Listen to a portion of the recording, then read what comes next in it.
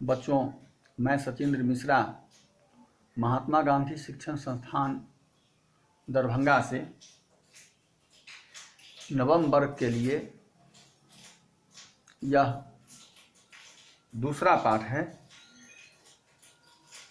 हमारा प्रथम पाठ संपन्न हो गया है और उसमें याद करने योग्य बातें आपको होमवर्क के रूप में दे दी जाएगी। आज दूसरे पाठ की भूमिका है और दूसरे पाठ की भूमिका में हम सबसे पहले आपको यह बताना चाहेंगे कि इस पाठ का नाम है स्वर्ण का कह, सोने का कौवा।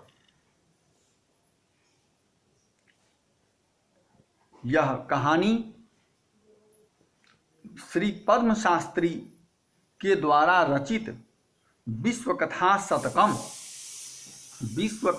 शतकम नामक कथा संग्रह से ली गई है और इसकी सबसे बड़ी विशेषता यह है कि इसमें एक नहीं बल्कि अनेक देशों की कथाओं का संग्रह है, जैसे बर्मा, श्रीलंका, थाईलैंड, तिब्बत, भूटान आदि अनेक देशों की लोक कथाओं का यह संग्रह है।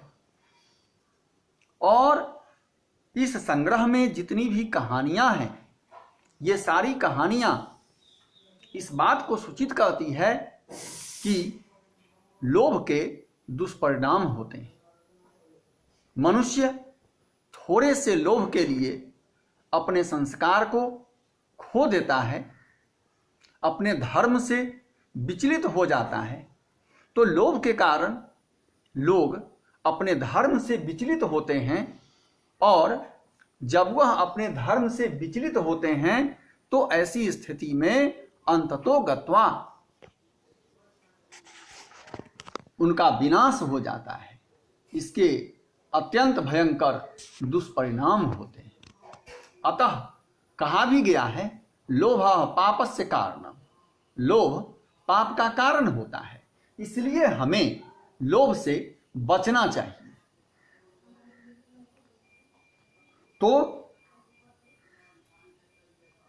इस कहानी में त्याग का वर्णन किया गया है, लोभ का भी वर्णन किया गया है और यह बताया गया है कि अगर किसी व्यक्ति के अंदर त्याग की भावना होती है तो ऐसा व्यक्ति अपने जीवन में बहुत कुछ प्राप्त करता है, विभिन्न प्रकार के सुख, विभिन्न प्रकार की समृद्धि को प्राप्त करता है। लेकिन जो व्यक्ति लोभी होता है,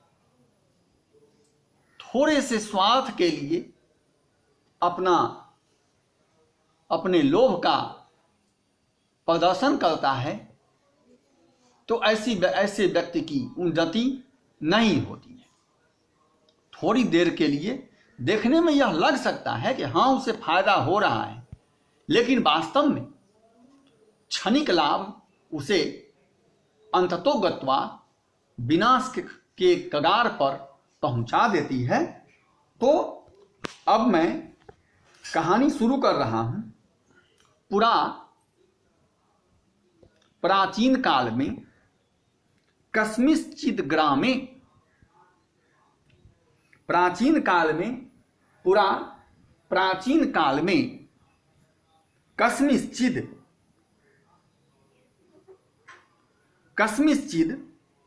किसी गांव में एक निर्धना वृद्धा स्त्री न्यवसत। निर्धना अर्थात जो धनहीन हो। तो प्राचीन काल में किसी गांव में एक बूढ़ी स्त्री रहा करती थी। वाक्य का अर्थ स्पष्ट हो गया होगा।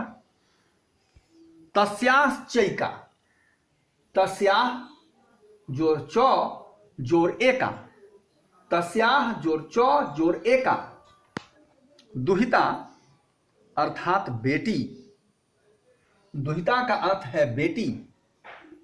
विनम्रा जो विनम्र थी, मनोहरा देखने में सुंदर थी, चासित। तो बच्चों, मैं फिर से आपको बता देता हूं, पुरा कस्मिश्चित ग्रामे, प्राचीन काल में किसी गांव में एका निर्धना, एक गरीब वृद्धा स्त्री, बूढ़ी स्त्री न्यवसत रहती थी। तस्याश्चैका, तस्याश्च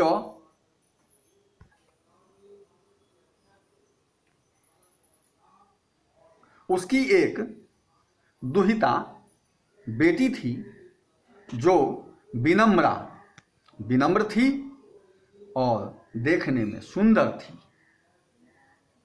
एकदा, एक दिन, माता, उसकी माता ने स्थाल्याम, स्थाल्याम का अर्थ है थाली में।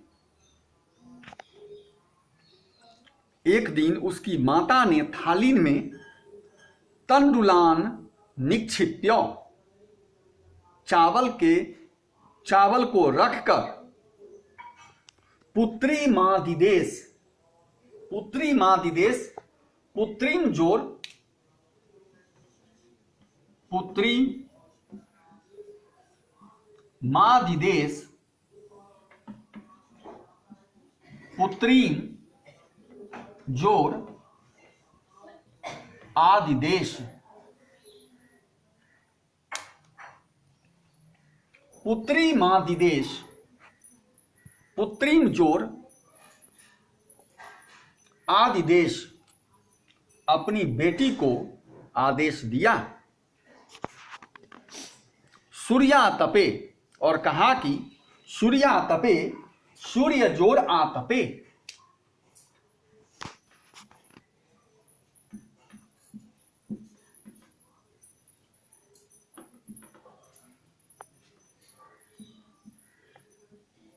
सूर्य जोर आतपे अर्थात धूप में।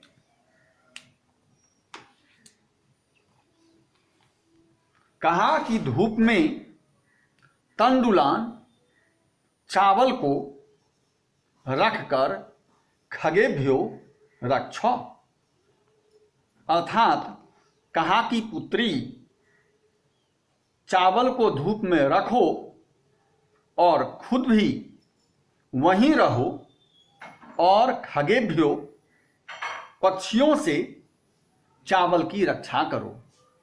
होता क्या है कि जब आप चावल या गेहूं, इस प्रकार के अनाज को आप धूप में रखते हैं तो कभी कभी परेशानी यह होती है कि विभिन्न पक्षी उसे चुनने के लिए आ जाया करते हैं, आ जाते हैं, और हो सकता है कि एक एक दाना चुन चुन कर वह ले जाएं। तो इसलिए माता ने पुत्री से कहा कि चावल से भरी हुई यह थाली धूप में रख दो और स्वयं भी वहीं रहो ताकि चावल की रक्षा हो सके। किंचिद कालानंतरम, किंचिद जोर कालात जोर अनंतरम, किंचित जोर कालात जोर अनंतरम।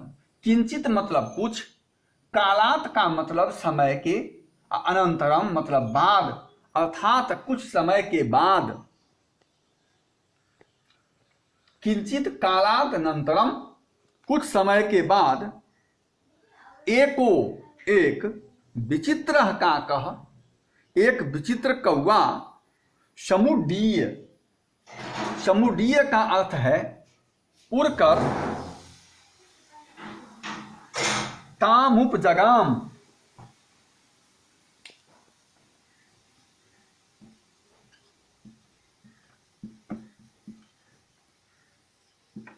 ताम जोर उपजगाम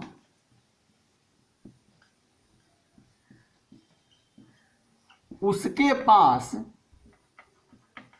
आया।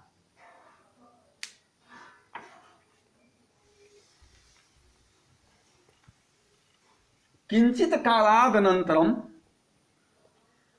कुछ समय के बाद, एको एक विचित्रः काकः, एक विचित्र दिखने वाला कौआ, समुड्डीय अर्थात उड़कर, तामुपजगाम, ताम जोर उपजगाम, उसके पास आया, अर्थात जहां उस बच्ची ने चावल की थाली रखी थी वहीं पर उड़ करके वह विचित्र कौआ आ गया। तो इस प्रकार हमने इस वर्ग में देखा कि एक निर्धना स्त्री किसी गांव में रहती थी, उसकी एक विनम्र और सुंदर बेटी थी। एक दिन माता ने थाली में चावल रखकर अपनी बेटी से कहा कि जाओ इसे धूप में रख दो और स्वयं वहां रहकर उसकी रक्षा करते रहना, ताकि कोई पक्षी आकर उसे चुन नहीं ले।